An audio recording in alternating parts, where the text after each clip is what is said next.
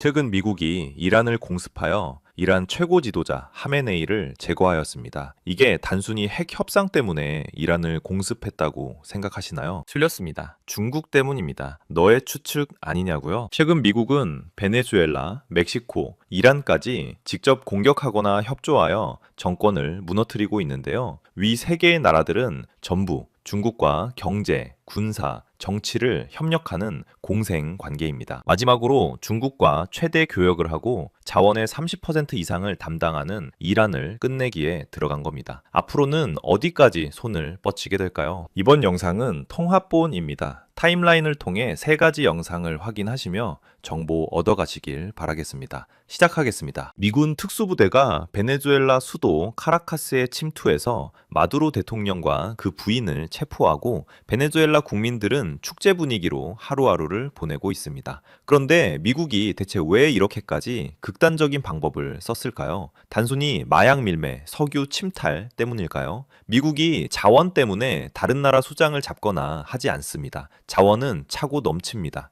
그리고 베네수엘라 자원 없어도 미국은 전혀 문제 없습니다. 이 사건의 배후엔 중국과 러시아가 있습니다. 정확히 말하면 중국이 1,050억 달러를 빌려준 나라를 미국이 통째로 빼앗아 온 겁니다. 오늘은 이 충격적인 이야기를 세 가지 각도에서 파헤쳐 보겠습니다. 첫째, 어떻게 한 나라의 정부가 마약 카르텔이 될 수 있었는지. 둘째, 2024년 7월 부정선거가 얼마나 노골적이었는지. 셋째, 중국이 이런 마약 카르텔 정권에 왜 140조 원을 퍼부었고 그 돈이 어떻게 사용됐는지 전부 알아보겠습니다. 시작 전 구독과 좋아요는 사랑입니다.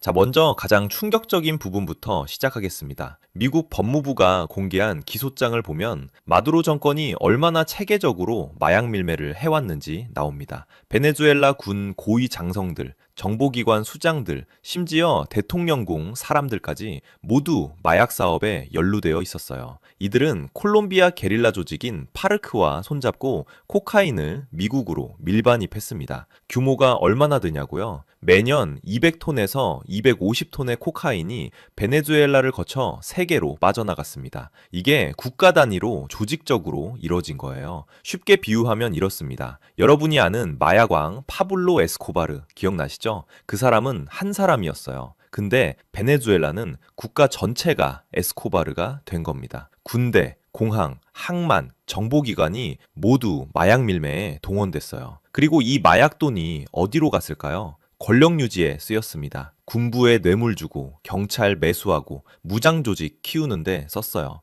왜냐면 이들은 알고 있었거든요. 자기들이 선거로는 절대 못 이긴다는 걸. 그래서 등장한 게 2024년 7월에 역사상 가장 뻔한 부정 선거입니다. 2024년 7월 28일 베네수엘라에서 대통령 선거가 열렸습니다. 당시 베네수엘라 경제 상황이 얼마나 안 좋았냐면요. 국민 800만 명이 나라를 떠났어요. 전체 인구의 4분의 1이 난민이 된 겁니다. 하이퍼 인플레이션으로 돈이 휴지가 됐고 사람들은 굶주렸습니다. 그러니 마두로 정권에 대한 지지율이 바닥이었죠. 실제 선거 결과는 어땠을까요? 서방 언론들이 실시한 출구조사에서 야당 후보 곤살레스가 무려 67% 득표로 압승했습니다. 마두로는 30%밖에 못 받았어요. 더블 스코어도 아니고 2배 넘게 차이가 난 겁니다. 야당은 증거도 확보했습니다. 전국 투표소에서 나오는 집계표를 80% 이상 수집했어요. 베네수엘라는 전자투표를 하는데 투표하면 용지가 출력됩니다. 이 용지를 투표소마다 세는 거죠. 야당 참관인들이 이걸 사진 찍어서 디지털화 했습니다. 분석 결과는 명확했어요. 곤살레스가 620만 표, 마두로가 270만 표였습니다. 그런데 선거관리위원회 발표는 정반대였습니다. 마두로가 515만 표로 52%, 곤살레스가 444만 표로 44%, 완전히 뒤집어서 발표한 겁니다. 더 웃긴 건 선관위가 증거를 하나도 안 냈다는 거예요. 민주주의 국가에서는 투표소별 집계를 다 공개합니다. 그래야 검증이 되니까요. 근데 베네수엘라 선관위는 우리가 이겼다고만 하고 집계표는 안 보여줬어요. 왜 안 보여줬을까요? 보여주면 들통나니까요. 국제사회는 즉각 반발했습니다. 미국의 카터 센터라는 선거 감시 기구가 있어요. 지미 카터 전 대통령이 만든 곳인데 전 세계 선거를 감시합니다. 이들이 뭐라고 했냐면 이번 선거는 민주적 선거의 국제 기준을 충족하지 못했다. 이건 외교적으로 최대한 완곡하게 표현한 겁니다. 쉽게 번역하면 이거 완전 조작이다 라는 뜻이에요. 유엔 전문가 패널도 같은 결론을 내렸습니다. 미국, 유럽연합, 남미 주요 국가들 모두 선거 결과를 인정하지 않았어요. 심지어 브라질의 룰라 대통령도 축하 인사를 안 보냈습니다. 룰라는 마두로와 같은 좌파 성향이에요. 그런 사람조차 이건 너무하다고 생각한 거죠. 그럼 마두로는 왜 이렇게 뻔한 조작을 했을까요? 선택의 여지가 없었기 때문입니다. 생각해보세요. 마두로 정권은 마약 밀매로 돈을 벌어왔어요. 이게 들통나면 전원 감옥행입니다. 미국은 이미 2020년에 마두로를 마약 테러리즘으로 기소했었거든요. 그러니 물러설 수가 없는 거예요. 권력을 잃는 순간 감옥에 가니까요. 이게 바로 부패의 함정입니다. 너무 많은 범죄를 저질러서 권력을 놓으면 모든 게 끝나는 상황. 그러니 더 극단적인 수단을 쓸 수밖에 없는 거죠.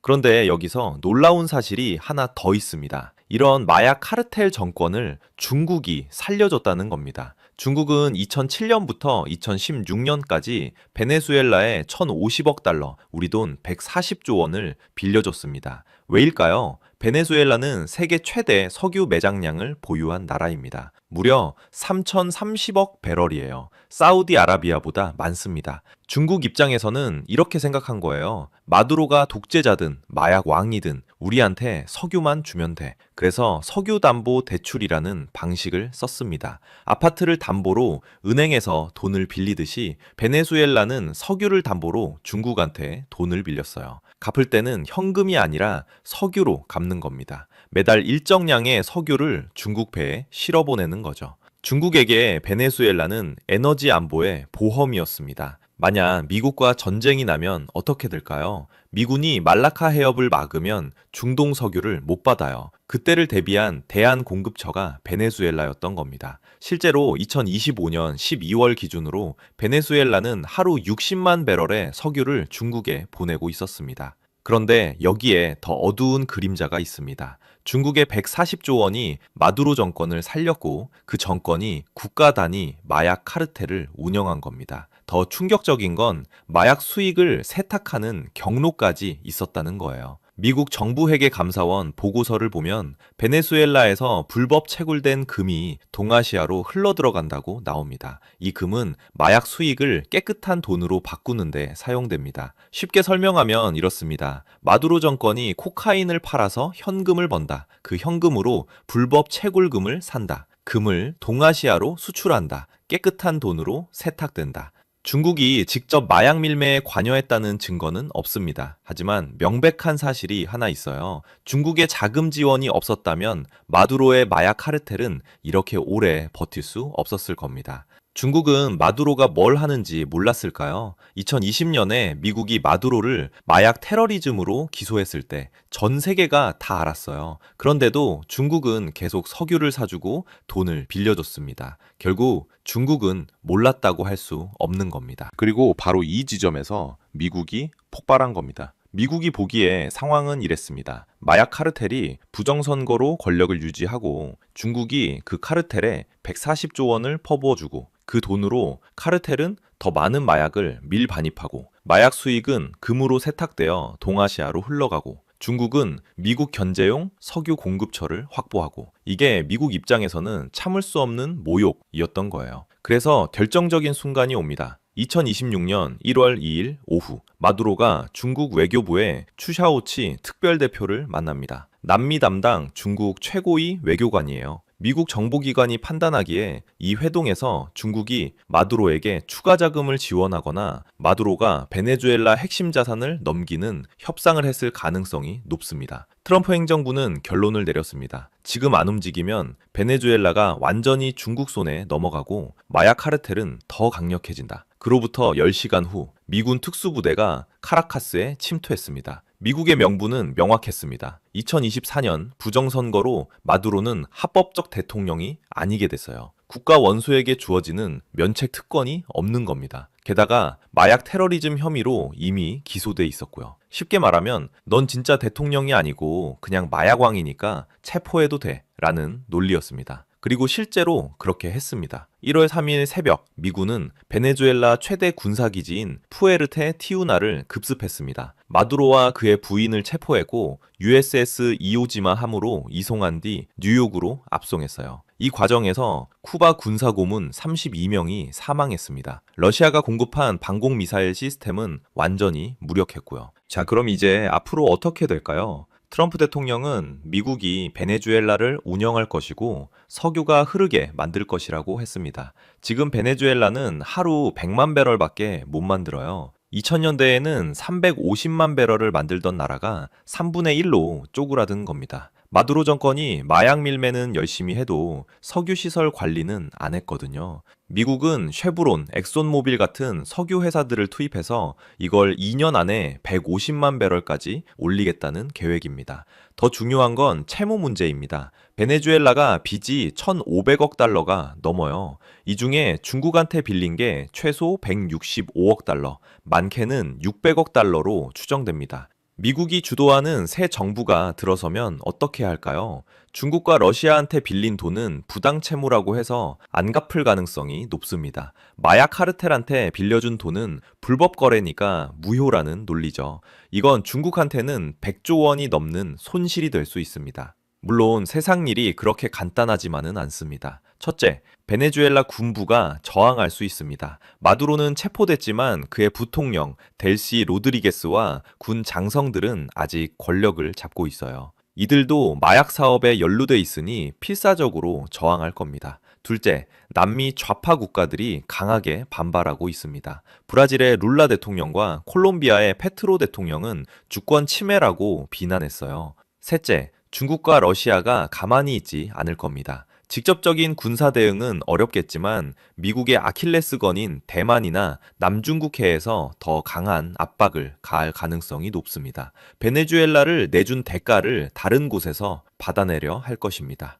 그럼 우리는 이 상황을 어떻게 지켜봐야 할까요? 세 가지를 주목해야 합니다. 첫 번째, 베네수엘라 내부 상황입니다. 델시 로드리게스 부통령과 군부가 어떻게 움직이는지 봐야 합니다. 만약 내전이 벌어지면 석유 생산은 더 줄어들고 난민은 더 늘어날 겁니다. 두 번째, 중국의 대응입니다. 중국이 손실을 인정하고 물러서면 이건 1대1로 전략의 큰 후퇴를 의미해요. 반대로 강경하게 나온다면 미중 갈등이 더 격화될 겁니다. 세 번째, 마약 밀매 네트워크의 변화입니다. 마두로가 제거됐지만 마약 밀매 네트워크 자체는 아직 살아 있습니다. 이들이 어떻게 재편되는지, 중국으로 가던 불법 금 거래가 어떻게 바뀌는지 주시해야 합니다. 정리하겠습니다. 2026년 1월 3일 미국이 베네수엘라 대통령을 체포한 이유는 단순하지 않습니다. 표면적으로는 마약 테러리즘 소탕 작전이지만 실제로는 이렇습니다. 2024년 부정선거로 정통성을 잃은 마약 카르텔 정권을 제거하고 중국이 140조 원을 투자해서 살려준 마약 네트워크를 무력화하고 중국의 에너지 안보 보험을 빼앗고 세계에 메시지를 보낸 겁니다. 부정선거와 마약으로 권력 잡으면 강대국이 지원해줘도 소용없다. 미국이 직접 체포하러 온다. 이건 21세기 국제질서에서 미국이 어떻게 힘을 행사하는지 보여주는 극단적인 사례입니다. 그리고 한국도 예외가 아닙니다. 우리도 민주주의 국가로서 부정선거가 얼마나 위험한지, 독재정권이 어떻게 외부 세력과 결탁하는지, 그리고 마약 같은 범죄 자금이 어떻게 국제금융망을 통해 흐르는지 주시해야 합니다. 오늘 내용이 도움되셨다면 보통의 경제학 구독, 좋아요 부탁드립니다. 감사합니다. 엘 멘초, 그가 드디어 제거됐습니다. 본명 네메시오 루벤 오세게라 세르반테스, 멕시코 양대 마약 카르텔 중 하나인 CJNG 할리스코 신세대 카르텔의 수장이자 미국 국무부가 체포 정보에 1,500만 달러의 현상금을 걸었던 인물입니다. 미국에서도 최우선 추적 대상이었죠. 2026년 2월 22일 멕시코군 특수부대가 할리스코주 타팔파에서 미국의 정보 지원을 받아 작전을 수행했고 엘멘초는 교전 중 부상을 입고 사망했습니다. 뉴스 헤드라인은 온통 마약왕의 최후로 도배됐죠. 그런데요, 저는 이 뉴스를 보면서 전혀 다른 생각을 했습니다. 이거 단순한 마약 소탕 작전이 아닌데? 왜냐하면 이 사건에는 멕시코를 넘어서는 더 큰 그림이 있거든요. 바로 중국입니다. 오늘 영상에서는 여러분이 일반 뉴스에서 쉽게 접하기 어려운 이야기를 해드리려고 합니다. 펜타닐이라는 마약이 어떻게 미국과 중국 사이에 전략적 갈등과 맞물려 있는지, 그리고 멕시코 카르텔 소탕이 왜 중국의 화학산업 공급망과 연결되는지 이 관계를 풀어드릴게요. 자, 시작합니다. 먼저 엘멘초가 누구인지부터 알아야 합니다. 이 사람 원래 아보카도 농부였어요. 진짜로요. 멕시코 미초아칸 주의 가난한 농촌 마을 아길리아 출신입니다. 초등학교도 5학년에 중퇴하고 밭에서 일하던 사람이에요. 그런데 1980년대에 미국으로 불법 이민을 갔다가 거기서 마약 유통에 발을 들이게 됩니다. 미국에서 마약 혐의로 2번 체포되고 2번 추방당했는데 멕시코로 돌아온 후 오히려 본격적으로 마약 세계에 뛰어들었습니다. 그리고 2009년에서 2010년 사이 기존 밀레니오 카르텔이 분열하면서 그 안에서 자신의 세력을 구축하는데요. 그게 바로 CJNG, 할리스코 신세대 카르텔입니다. 이 조직이 얼마나 무서웠냐면요. 2015년에는 멕시코 군용 헬기를 유탄 발사기로 격추시켰습니다. 국가 정규군 헬기를요, 마약 카르텔이요. 군인 최소 9명이 그 자리에서 목숨을 잃었습니다. 이 정도면 그냥 범죄 조직이 아니라 준 군사 조직이에요. 실제로 미국 법무부는 CJNG를 세계에서 가장 위험한 5대 초국가 범죄 조직 중 하나로 분류했고 DEA는 이 조직이 미국 50개 주 전역에서 활동하고 있다고 파악하고 있습니다. 그런데 여기서 중요한 질문. 이 조직이 만드는 마약의 원료는 어디서 올까요? 멕시코요? 아닙니다. 콜롬비아요? 그것도 아니에요. 중국입니다. 정확히 말하면 중국과 인도에서 만들어지는 화학 전구체, 즉 펜타닐과 메스암페타민을 합성하는 데 필요한 핵심 원료가 이 모든 것의 시작점이에요. 그래서 미국이 엘멘초를 제거한 건 단순히 마약왕 하나를 잡은 게 아닙니다. 중국에서 시작되는 거대한 공급망의 출구를 틀어막은 거예요. 자, 그럼 그 공급망이 어떻게 작동하는지 설명해 드릴게요. 펜타닐, 이름은 들어보셨죠? 모르시는 분들을 위해 쉽게 설명드릴게요. 펜타닐은 원래 의료용 진통제입니다. 암 환자처럼 극심한 통증을 겪는 분들에게 쓰는 약이에요. 그런데 이게 왜 문제가 됐냐면요. 헤로인보다 50배, 모르핀보다 최대 100배 강력합니다. 헤로인 한 봉지로 느끼는 효과를 펜타닐은 쌀알 몇 개 크기, 겨우 2mg으로 낼 수 있어요. 그리고 그 2mg이 사람을 죽일 수도 있습니다. 그래서 마약상 입장에서는 꿈의 상품인 거죠.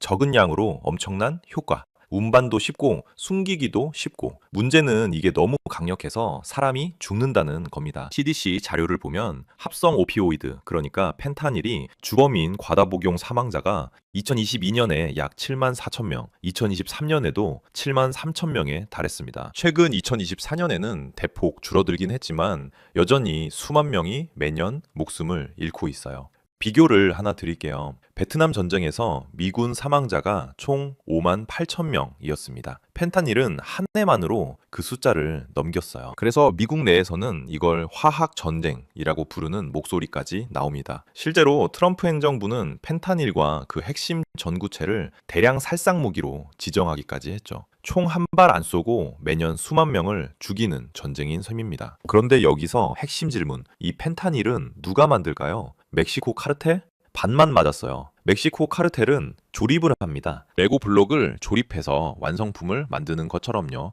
그 레고 블록, 즉 전구체를 공급하는 건 중국입니다. 전구체가 뭐냐고요? 쉽게 말해서 마약의 원료예요. 펜타닐을 만들려면 NPP, AMPP 같은 화학 물질이 필요합니다. 이런 물질들 중 일부는 정상적인 의약품 제조에도 쓰이기 때문에 합법과 불법의 경계가 애매해요. 그래서 중국 화학 공장들이 우리는 의약품 원료 파는 거야 라고 하면서 버젓이 수출하는 거죠. 자, 이제 그림이 그려지시나요? 중국에서 전구체 공급, 멕시코에서 완제품 생산, 미국에서 최종 소비.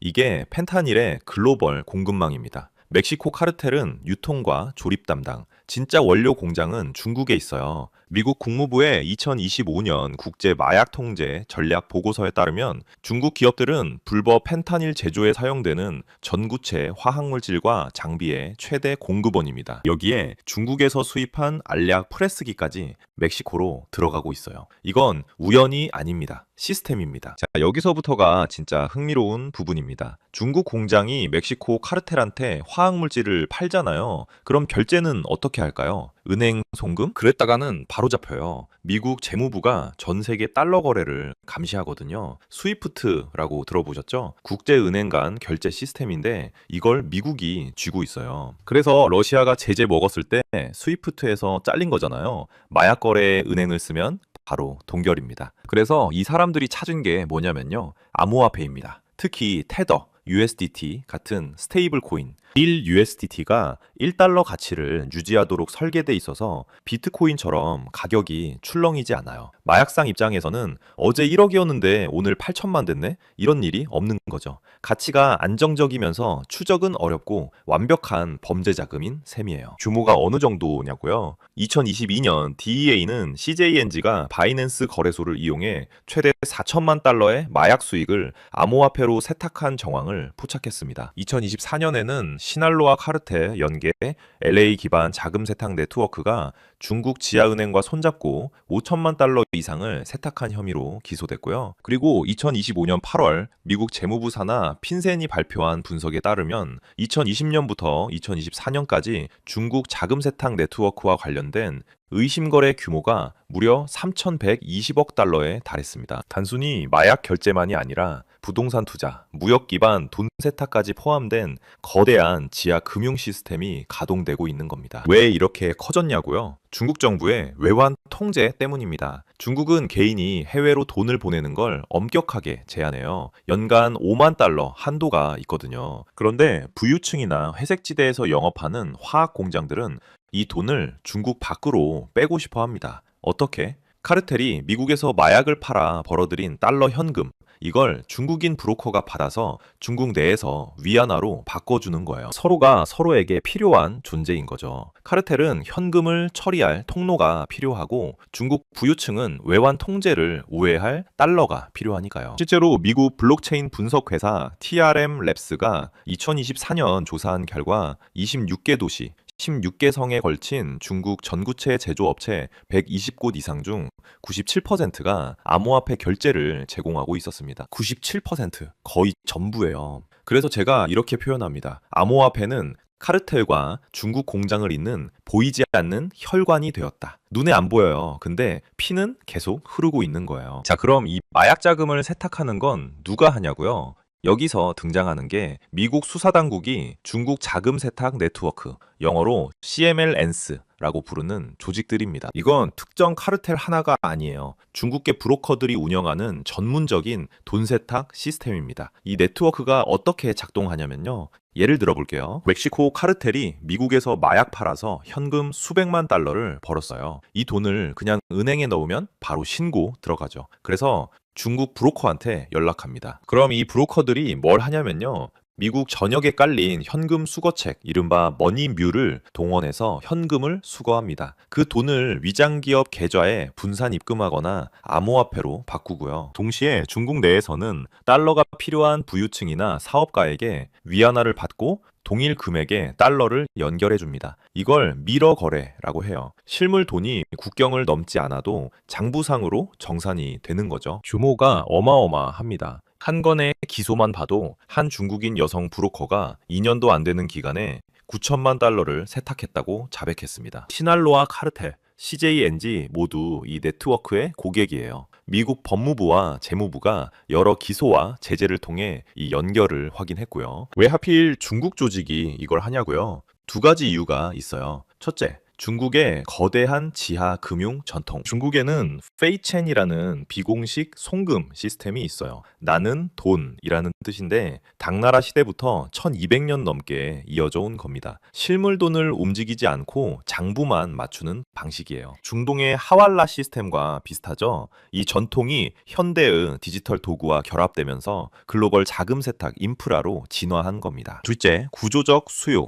중국 정부는 개인 외환 이체를 연간 5만 달러로 제한해요. 그런데 이 한도 이상을 해외로 빼고 싶은 부유층과 기업이 어마어마하게 많습니다. 이 사람들에게 달러 현금을 제공하는 대가로 위안화를 받는 게 중국 브로커들의 비즈니스 모델이에요. 카르텔은 달러 현금 처리가 필요하고 중국 부유층은 외환 통제, 우회가 필요하고 서로 완벽하게 맞물리는 구조죠. 그렇다면 중국 정부는 이걸 모를까요? DEA 마약 단속국 전직 고위 관리의 의회 증언에 따르면 미국이 특정 중국 기업을 수사 중이라고 통보했을 때 중국 공안부 관계자가 해당 기업에 사전 경고를 보낸 정황이 포착된 적이 있습니다. 물론 중국 정부는 2019년에 펜타닐 물질 규제를 시행하고 2025년에는 전구체 13종의 북미 수출을 통제하는 조치를 취하기도 했어요. 하지만 수천억 달러 규모의 지하 자금 흐름을 정말 의지를 갖고 막고 있느냐? 이건 미국 측에서 끊임없이 제기하는 의문입니다. 이게 미국이 진짜 분노하는 이유예요.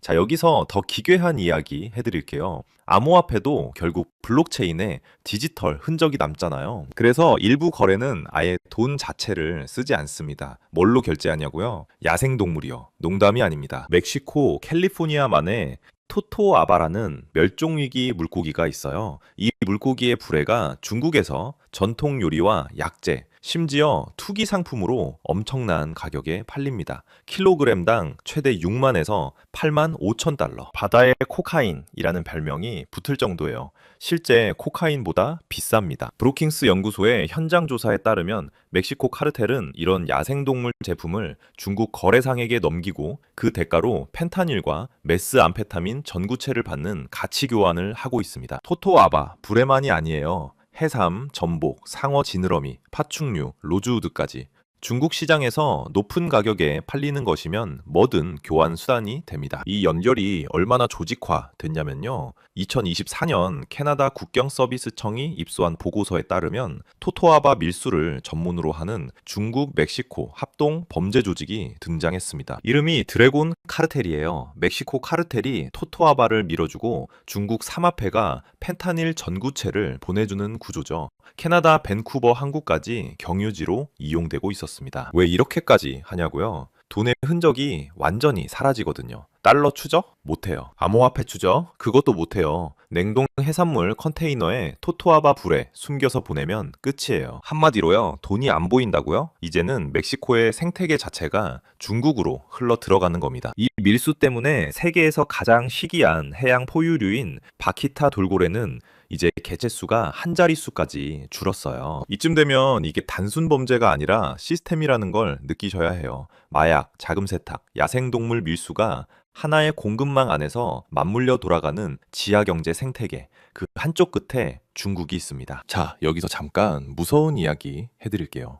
아까 CJNG가 2015년에 멕시코 군용 헬기를 RPG로 격추시켰다고 했잖아요. 멕시코 마약전쟁 역사상 최초의 항공기 격추였습니다. 그런데 카르텔의 무장 수준은 거기서 멈추지 않았습니다. 실제로 멕시코 카르텔은 맨페즈, 즉 휴대용 방공미사일까지 손을 뻗쳤습니다. 2009년에서 2010년 사이 시날로아 카르텔의 무기 중개인이 미국 내에서 스팅어 지대공 미사일과 드래곤 대전차 무기를 구매하려다 DEA와 ATF의 합동 함정 수사에 걸렸습니다. 중개인 다비드 디아스 소사는 메스암페타민으로 계약금을 지불하려 했고 결국 25년형을 선고받았습니다. 치와와 주에서는 라 리네아 카르텔로부터 레드아이 맨페즈가 실제로 압수된 적도 있습니다. CJNG 자체도 이미 준군사적 무장을 갖추고 있습니다. 2023년 멕시코 국방장관이 직접 발표한 바에 따르면 CJNG에서 로켓 발사기 5기가 압수됐고 시날로아에서 4기, 다른 카르텔에서 3기가 추가로 나왔습니다. 장갑차, 바렛 저격소총, 폭탄 탑재 드론, 대인 지뢰까지. 2025년에는 CJNG가 우크라이나 전쟁에서 훈련받은 인력을 통해 FPV 공격 드론 전담 부대까지 창설한 것으로 보도됐습니다. 맨페즈가 왜 이렇게 위험하냐면요. 이건 한 사람이 어깨에 메고 쏠 수 있는 지대공 미사일입니다. 사거리가 5km 이상이고 민간 항공기도 이착륙 중에 격추할 수 있어요. 랜드 연구소에 따르면 1975년 이후 맨페즈로 60대 이상의 민간 항공기가 피격됐고 1000명 넘는 민간인이 사망했습니다. 전 세계적으로 100만 발 이상이 생산되고 암시장에서는 수백 달러에서 수만 달러면 거래됩니다. 만약 이런 무기가 멕시코 카르텔에 본격적으로 유입된다면 어떻게 될까요? 미국 멕시코 국경 지역에서 마약 단속 헬기 작전이 극도로 위험해집니다. 미국 본토 안보에 직접적인 위협이 되는 거죠. 안보 전문가들은 카르텔이 소화기와 바레쏘총, RPG, 그리고 맨페즈를 결합해 다층적 대공방어 달시를 구축할 가능성을 오래전부터 경고해 왔습니다. 그래서 미국이 엘멘초를 제거한 건 단순히 마약 문제만이 아닙니다. 준군사적 무장을 갖추고 미국 안보를 위협할 수 있는 조직의 지휘 체계를 해체한 것이기도 합니다. 자, 이제 좀 더 큰 그림을 봅시다. 왜 미국이 카르텔 소탕에 이렇게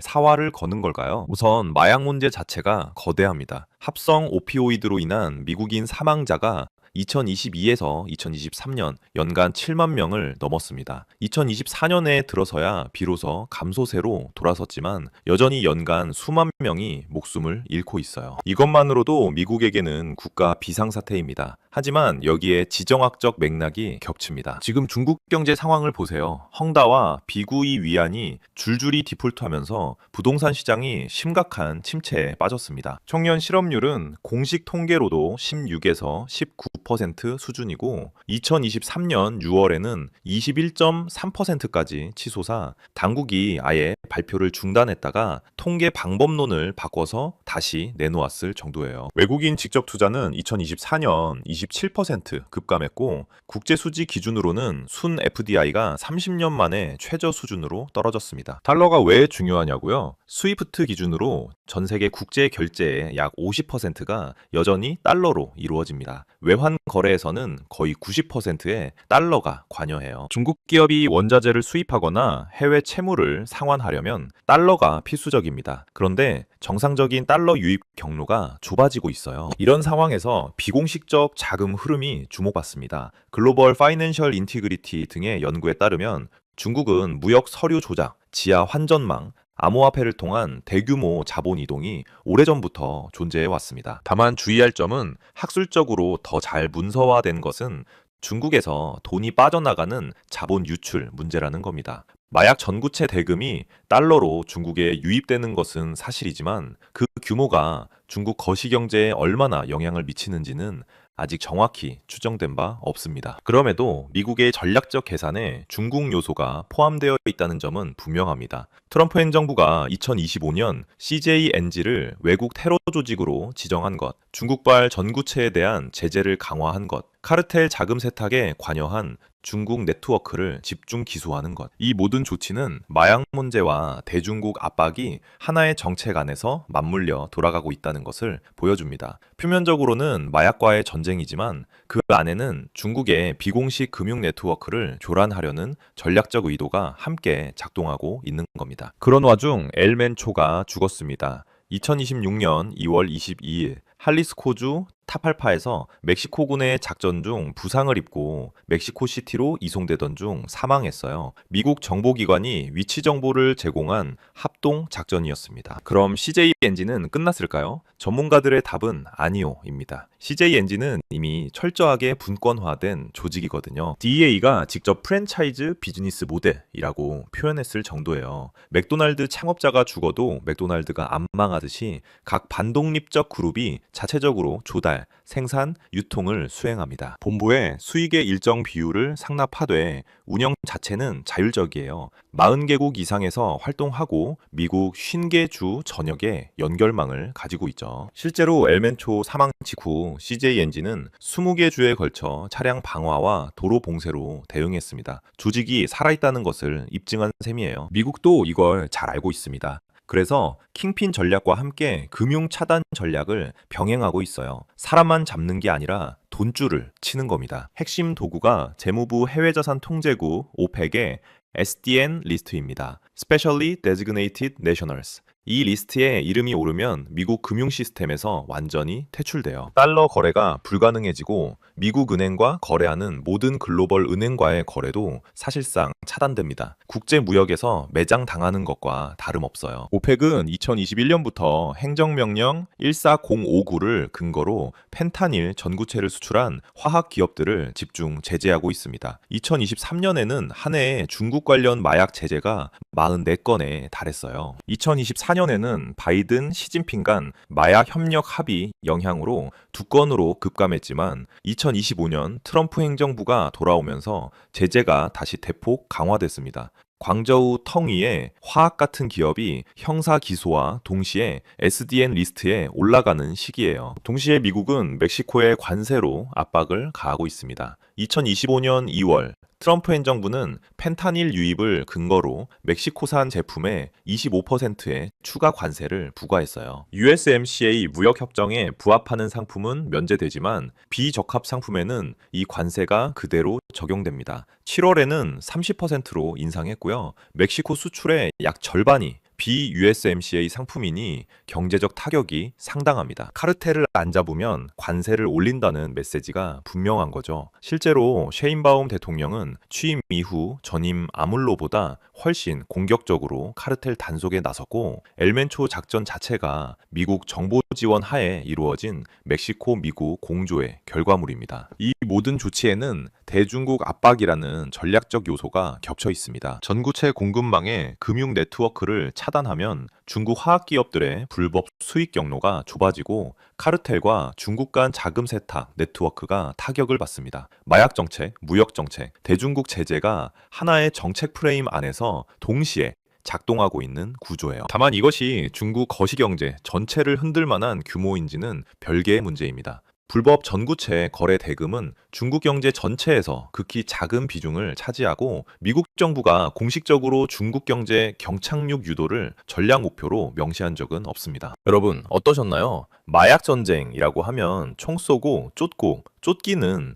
이미지만 떠올리셨을 텐데요. 실제로는 금융 제재, 외교 압박, 무역 관세까지 얽힌 초국가적 경제 전쟁이기도 합니다. 오늘 영상이 유익하셨다면 보통의 경제학 좋아요와 구독 부탁드려요. 알림 설정까지 해주시면 새 영상 올라올 때 바로 보실 수 있습니다. 그럼 다음 영상에서 뵙겠습니다. 감사합니다. 미국과 이스라엘이 이란의 수도 테헤란을 공습했습니다. 근데 말이죠, 여러분. 이게 단순히 미국이 이란 때렸다, 이런 단순한 뉴스가 아닙니다. 오늘 영상에서 제가 퍼즐을 하나하나 맞춰드릴 건데요. 이 퍼즐이 완성되면 여러분은 미국의 진짜 목표는 이란이 아니었구나 라는 걸 깨닫게 되실 겁니다. 자, 그럼 처음부터 차근차근 풀어볼까요? 자, 미국이 공식적으로 내세운 명분부터 살펴보겠습니다. 트럼프 대통령은 오늘 트루스 소셜 영상 메시지를 통해 작년 오퍼레이션 미드나잇 해머 이후 이란의 핵무기 개발을 재개하지 말 것을 경고했고 거듭 협상을 시도했지만 이란이 거부했다고 밝혔습니다. 이란의 핵무장을 막기 위한 불가피한 조치였다는 논리입니다. 그런데 여기서 중요한 맥락이 하나 있습니다. 불과 이틀 전인 2026년 2월 26일 제네바에서 미국 이란 3차 간접 핵 협상이 열렸습니다. 중재를 맡은 오만 외무장관은 상당한 진전이 있었다고 발표했고 양측은 다음 주 비엔나에서 기술적 세부 협의를 이어가기로 합의한 상태였습니다. 이란 측이 농축 우라늄 포기 의사까지 내비쳤다는 보도도 나왔습니다. 즉 협상이 완전히 결렬된 게 아니라 진행 중인 상황에서 공습이 감행된 것입니다. 물론 핵협상이 쉽지 않았던 건 어제 오늘 일이 아닙니다. 2015년 오바마 정부가 JCPOA를 체결했을 때도 이행을 둘러싸고 갈등이 있었고 2018년 트럼프 1기 때 일방적으로 탈퇴하면서 긴장이 다시 높아졌습니다. 이후에도 협상과 결렬이 반복되었죠. 그런데 왜 하필 협상이 진전을 보이던 바로 이 시점에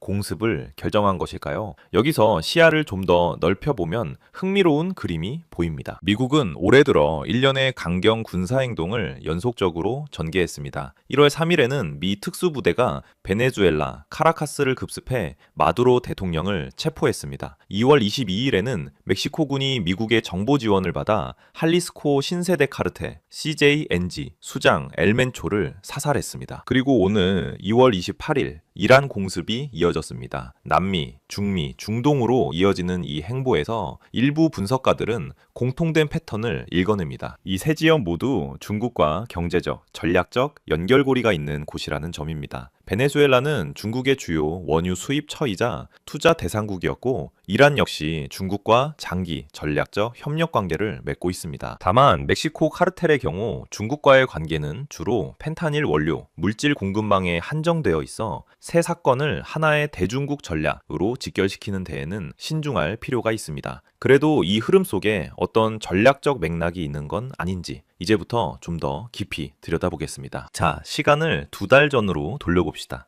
2026년 1월 3일 새벽, 미국 특수부대 델타포스가 베네수엘라 수도 카라카스의 군사기지를 급습해 니콜라스 마두로 대통령을 전격 체포했습니다. 이게 얼마나 충격적인 일인지 생각해보세요. 마두로는 2013년부터 13년간 베네수엘라를 통치한 인물입니다. 미국이 경제 제재를 가하고 현상금을 5천만 달러까지 올려도 끄떡없이 버텼던 사람이에요. 그런 현직 국가 원수를 미군이 직접 들어가서 체포한 겁니다. 1989년 파나마의 노리에가 이후 사실상 처음 있는 일이죠. 여기서 핵심 질문이 나옵니다. 미국이 왜 이 시점에 이렇게까지 한 걸까요? 마두로가 자국민을 탄압하고 선거를 조작한 독재자였기 때문? 물론 그것도 있습니다. 하지만 그건 어제 오늘 일이 아니었어요. 좀 더 넓은 맥락에서 보면 베네수엘라는 중국의 남미 핵심 파트너였습니다. 이걸 이해하려면 중국이 어떻게 개발도상국에 영향력을 확대하는지를 알아야 합니다. 쉽게 말하면 인프라를 깔아주고 대출을 해주는 대가로 자원과 정치적 우호관계를 확보하는 전략이에요. 중국은 2007년부터 약 10년간 베네수엘라에 약 620억 달러, 하나로 80조 원이 넘는 석유 담보 대출을 제공했습니다. 석유 팔아서 갚으면 된다는 구조였죠. 그런데 베네수엘라 경제가 무너졌습니다. 2018년 공식 물가 상승률만 13만 %였고 IMF 추정치로는 연간 수백만 %에 달했어요. 석유로 빚을 제대로 갚을 수 없는 상황이 된 겁니다. 그 결과 마두로 정권은 중국에 점점 더 의존하게 됐습니다. UN 등 국제 무대에서 중국의 입장을 대변하고 화웨이와 GTE가 통신 인프라를 장악했으며 중국은 베네수엘라 내에 위성 추적 기지까지 운영했습니다. 미국 입장에서 보면 플로리다에서 비행기로 3시간 거리에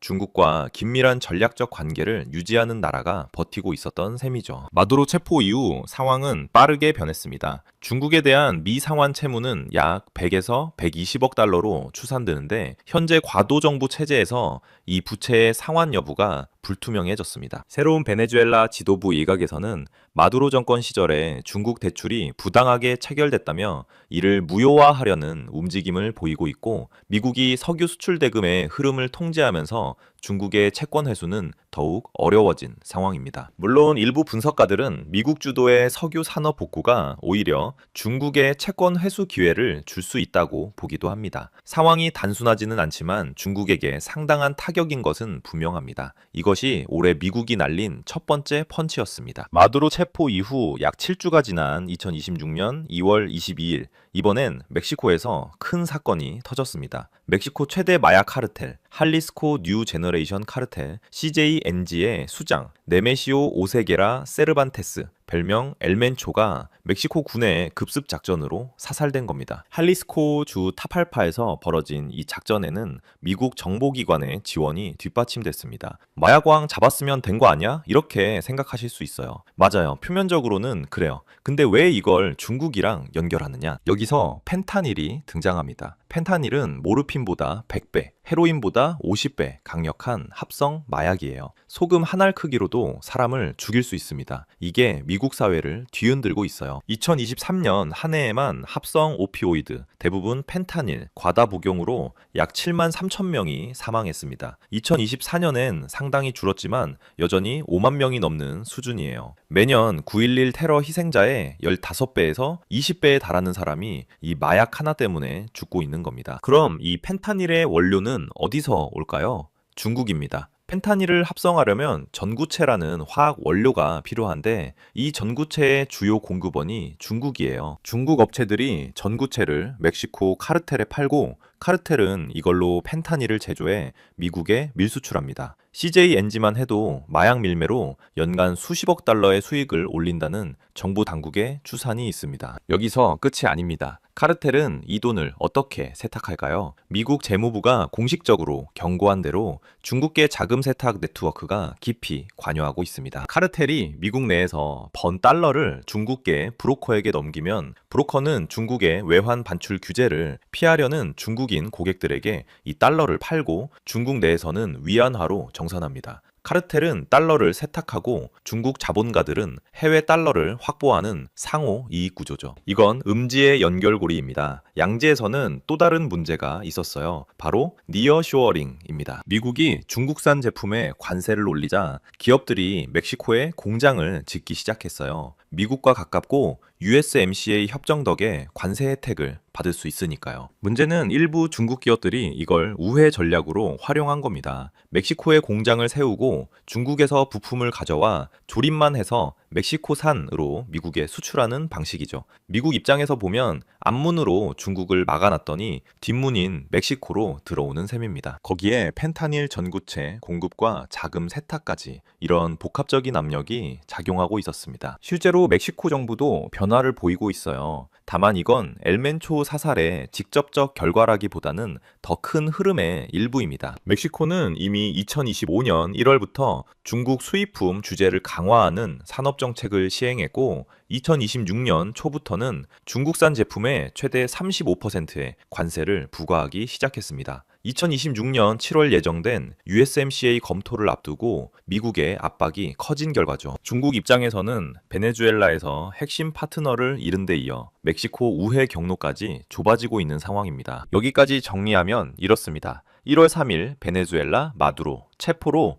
남미 핵심 거점 상실, 2월 22일 멕시코 엘멘초 사살과 함께 중미 우회 경로 압박 강화. 그렇다면 중국에게 남은 핵심 전략 파트너는 누구일까요? 이란입니다. 이란이 중국에게 중요한 이유는 크게 세 가지입니다. 첫째, 석유. 중국은 세계 최대 석유 수입국으로 2025년 하루 약 1160만 배럴을 수입했습니다. 이 중 이란산이 K플러 기준 하루 약 138만 배럴, 일부 추산으로는 160만 배럴에 달합니다. 공식 통계에는 잘 안 잡혀요. 미국 제재 위반이니까 이란 원유가 말레이시아산이나 인도네시아산으로 둔갑해서 들어가거든요. 중국의 말레이시아 수입량이 말레이시아 총 생산량의 2배가 넘는다는 사실이 이를 잘 보여줍니다. 핵심은 가격입니다. 이란 석유는 미국 제재 때문에 다른 나라에 못 파니까 중국의 시장가보다 배럴당 10달러에서 15달러 할인해서 팝니다. 중국이 하루 150만 배럴을 이 가격에 산다고 치면 연간 50억 달러 이상을 절약하는 셈이에요. 경제 둔화에 시달리는 중국에게 이 할인 석유는 무시할 수 없는 이점입니다. 둘째, 지정학적 균형추. 중동에서 미국과 정면으로 대립하는 주요 국가는 이란이 사실상 유일합니다. 사우디, UAE, 이스라엘이 모두 미국의 동맹체계 안에 있는 상황에서 이란은 중국이 중동에서 의지할 수 있는 가장 큰 전략적 파트너입니다. 셋째, 1대1로의 전략적 거점. 이란은 2021년 중국과 25년 전략협력 협정을 체결했고 중국, 중앙아시아, 유럽을 잇는 육상 연결망에서 중요한 위치를 차지합니다. 이란 경유 루트가 유일한 길은 아니지만 이란이 불안정해지면 중국의 서남아시아, 중동 접근성이 크게 제약됩니다. 그래서 중국이 이란에 뭘 했느냐? 방어력을 대폭 강화해줬습니다. 2025년 6월 이스라엘과의 12일 전쟁에서 이란 방공망이 크게 노출된 뒤 중국은 빠르게 움직였어요. HQ-9B 장거리 지대공 미사일 시스템을 제공하고 F-35 같은 스텔스 전투기를 탐지할 수 있는 YLC-8B 대스텔스 레이더까지 배치했습니다. 2026년 1월에는 중국 군용 수송기가 수십 시간 내에 대량으로 이란에 착륙했다는 보도도 나왔어요. 사이버 보안 협력과 디지털 인프라 교체 지원까지 포함된 포괄적 방어 강화 패키지였습니다. 이란의 미사일 프로그램에도 중국 기술이 들어갔습니다. 미 재무부는 이란 혁명수비대에 미사일 추진제 성분을 제공한 중국 기업들을 제재한 바 있고 2025년에만 고체 로켓 연료 원료 1000톤이 중국에서 이란으로 넘어간 것으로 알려져 있습니다. 왜 이러겠어요? 이란이 무너지면 중국은 중동에서 전략적 발판을 완전히 잃습니다. 남미에서 핵심 파트너를 잃고 멕시코 우회로가 좁아지는 가운데 미국의 정면으로 대항하는 주요 국가 중 하나마저 사라지는 거예요. 러시아는 우크라이나 전쟁으로 여력이 크게 줄었고 북한은 경제적 영향력이 제한적입니다. 미국의 이란 공격은 단순히 핵 프로그램을 겨냥한 것이 아닙니다. 중국의 마지막 버팀목을 부러뜨린 거예요. 여기서 하나 더 짚어야 할 게 있습니다. 정보전, 즉 내러티브 차원의 압박입니다. 사실 트럼프 행정부는 이미 이 카드를 꺼내기 시작했어요. 2025년 6월 FBI 국장 캐시 파텔이 2020년 대선과 관련된 기밀 문건을 해제하고 상원 법사위원회에 넘겼습니다. 내용은 중국 공산당이 위조 운전면허증을 대량 제작해 부정 우편 투표를 시도했다는 의혹이에요. 다만 여기서 중요한 맥락이 있습니다. 미국 정보 공동체가 2021년 3월에 발표한 공식 평가는 이와 상당히 다릅니다. 16개의 정보기관의 합동 평가 결론은 중국은 선거 개입 활동을 전개하지 않았으며 대선 결과를 바꾸기 위한 영향력 활동을 고려했으나 실행하지 않았다였어요. 높은 신뢰도의 판단이었습니다. 어떤 외국 세력도 투표 과정의 기술적 측면을 변경하려 시도하지 않았다는 것도 확인됐고요. 2020년 선거에서 실제 외국 개입의 주역은 러시아였습니다. 바이든을 비방하고 트럼프를 지지하는 영향력 캠페인을 전개한 것으로 평가됐죠. 그러면 파텔이 공개한 문건은 뭐냐? 이건 FBI 올버니 지부의 한 비밀정보원이 제공한 미검증 정보에 기반한 것입니다. 원래 보고서는 작성 직후 회수되었고 모든 사본, 파기 지시까지 내려졌어요. MBC 뉴스는 이를 입증되지 않은 의혹이라고 보도했고 선거법 전문가들도 증거 부족을 지적했습니다. 그럼에도 이 카드가 의미 없는 건 아닙니다. 증거의 법적 신뢰성과 정치적 효과는 별개의 문제거든요. 중국이 미국 선거에 손을 댔다는 이야기가 확산되면 사실 여부와 무관하게 반중 여론을 강화하고 대중국 압박에 국내 정치적 정당성을 높이는 효과가 있습니다. 다만 이것이 미중 관계의 프레임을 완전히 바꾸는 체크메이트가 될지는 미지수입니다. 실제로 2025년 6월 문건 공개 이후에도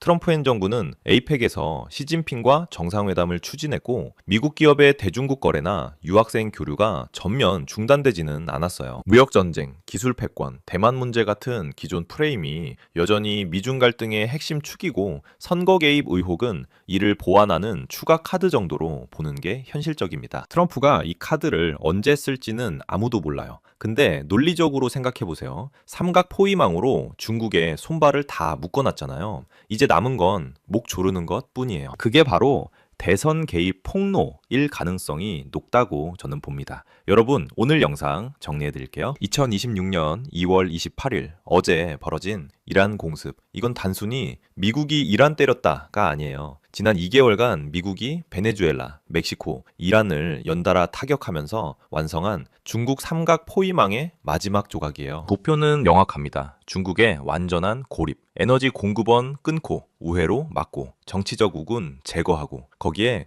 대선 개입 폭로라는 최종 무기까지 준비하고 있어요. 중국은요 8경원 빚에 허덕이고 부동산 버블 꺼지고 성장 멈추고 외국 기업 도망가는 상황에서 이 포위망에 걸린 거예요. 버틸 수 있을까요? 솔직히 쉽지 않아 보입니다. 세계 질서가 재편되고 있어요. 미국 주도의 새로운 질서가 만들어지고 있고 중국은 그 새로운 질서에서 배제되고 있어요. 이 변화의 파도를 어떻게 타느냐에 따라 우리의 자산, 우리의 일자리, 우리 아이들의 미래가 달라질 수 있습니다. 오늘 영상이 여러분의 판단에 조금이라도 도움이 됐길 바랍니다. 영상 유익하셨으면 보통의 경제학 구독, 좋아요, 알림 설정 부탁드립니다. 댓글로 여러분 생각도 남겨주세요. 중국 경제 버틸 수 있을까요? 미국 전략 성공할까요? 다음 영상에서 뵙겠습니다.